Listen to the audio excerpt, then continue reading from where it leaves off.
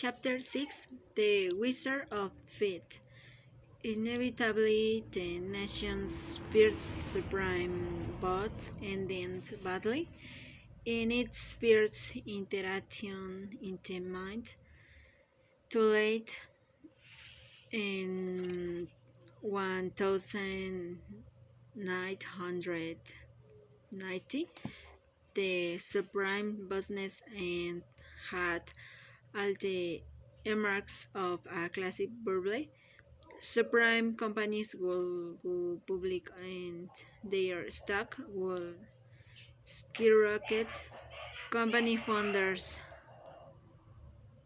Company founders got rich making loans to people who had never before been able to qualify for a mortgage.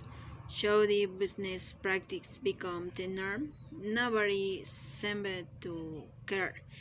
Great replaced were as it always does in Oblo and the 10. Poof!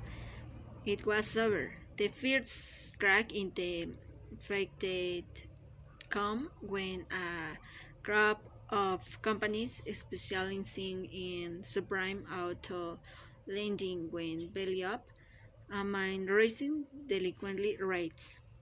That made investors nervous about securitizations based on any kind of subprime loans.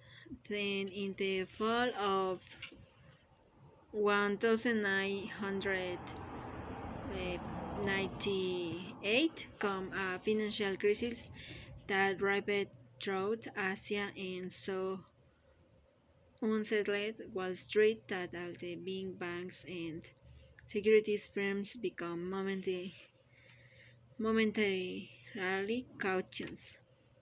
To compound matters, the subprime mortgage companies began taking unexpected write-downs.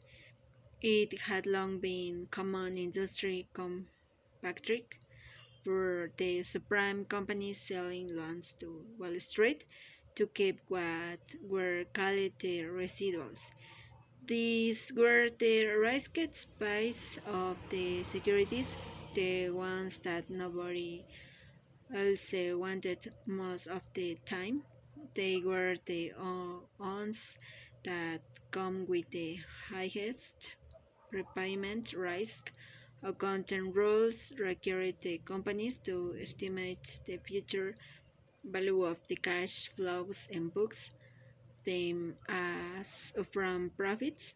They did very aggressively, but as more companies entered the business, they began to poach from each other by refinancing brokers, mortgage, more refinancings meet more people preparing their mortgage, cruising the already overloaded residuals. As one subprime organizations of another took back write-downs on their residuals, years of supposed profits were erased.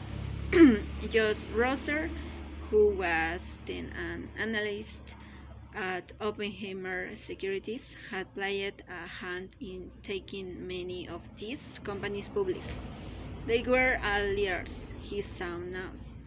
Spooked by the writes downs, Wall Street began to pull the plug on the subprime machine, withdrawing the warehouse loans that had been its lifeblood. One after another, the company went bankrupt. Much of their supposed profit turned out to be illusory.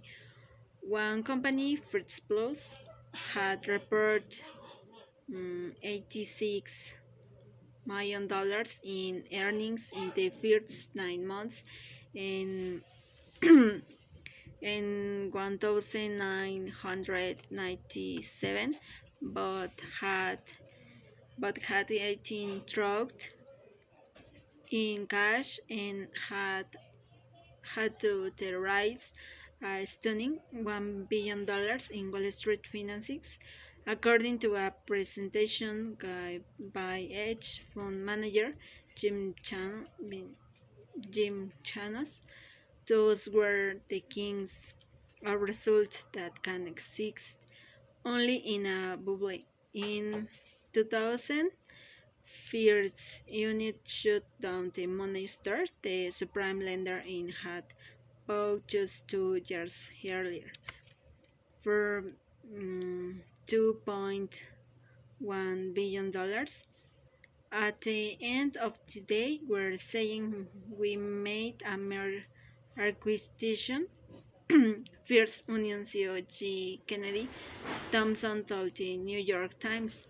Along with the bankruptcies come a wave of lawsuits and complaints from consumer advocates who accused the supreme industry of engaging in predatory lending. Customers, they said, had been gulled into taking an expensive mortgage and paying exorbitant fees by unscrupulous lenders. Many subprime refinings replaced simple, affordably 30 years fixed mortgage.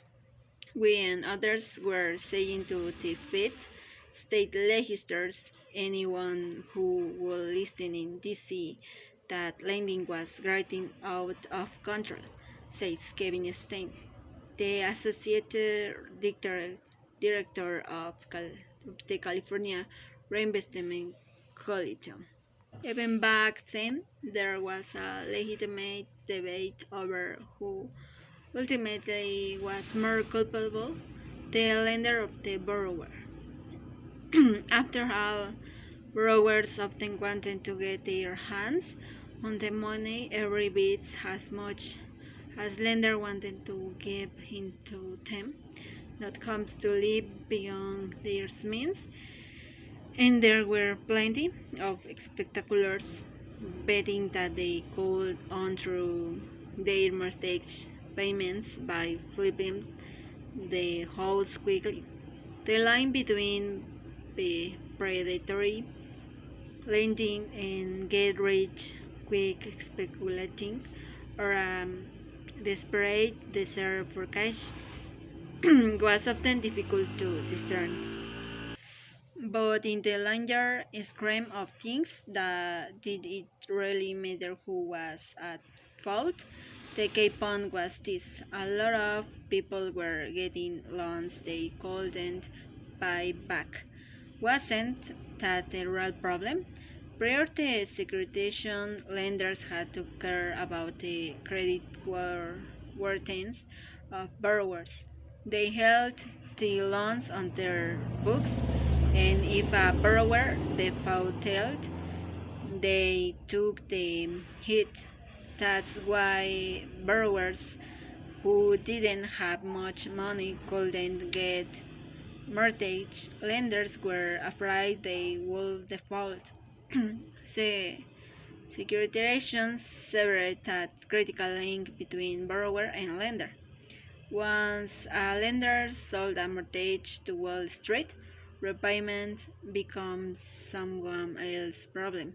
The potential consequences of this shift were profound. Sound loans are at the heart of a sound banking system. Home sound loans are the surest road to disaster, but at the time, almost no one seemed to realize that the wave of poorly underwritten loans that securitization seemed to encourage was a monster red flag. The, the subprime business back then was still relatively small. The collapse of dozens of subprime companies didn't remotely threaten the banking system. It didn't um, it didn't have much of an effect on the housing market either. but it was still significant. For the bank, regulators changed with Zurich that the banking system remained sound. This was the canary in the coal mine moment, the signal that something was seriously wrong. Or rather, it should have been.